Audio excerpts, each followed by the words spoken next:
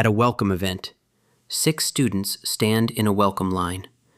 Anna, Ben, Cara, Dan, Aaron, and Finn. Anna and Ben are buddies. They must stand next to each other. Cara is holding the welcome sign, so Cara must stand at the front of the line. How many different lineups are possible?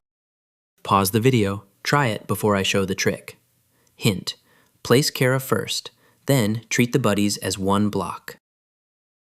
Here's the trick: 3 quick steps. Step 1. Place Cara at the front. There is only one place she can go, so one way. Step 2. Anna and Ben must stand together, so think of them as one big block.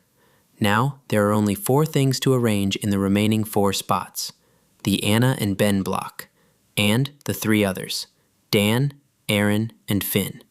4 things in a row is just like our level 0 lesson, 4 factorial. 4 times 3 times 2 times 1 equals 24. Step 3. Inside the block. Anna and Ben can swap places. Anna first, then Ben. Or Ben first, then Anna.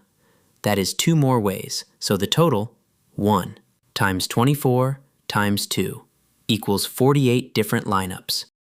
The trick is the block move. Anywhere 2 people must stand together, glue them into one block. Then arrange the blocks like normal. The factorial step is the same as level 0, just on n-1 things. Add a final times 2 for the swap inside the block. The answer is 48 lineups. Let me show you the big idea. This is the block trick.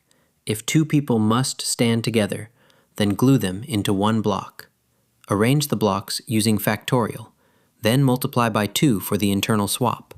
The formula is number of lineups equals end choices times n-1 factorial times 2.